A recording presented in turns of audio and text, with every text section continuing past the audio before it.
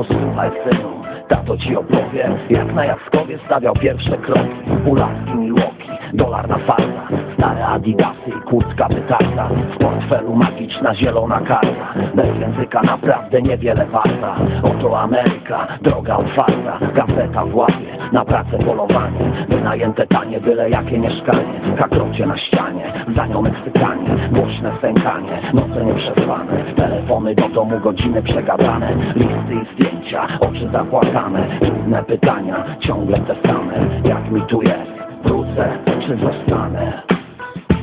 Nie zapomnij, skąd tutaj przybyłem. Nie zapomnij, gdzie się urodziłem. Bo w pamięci jest siła zaklęta.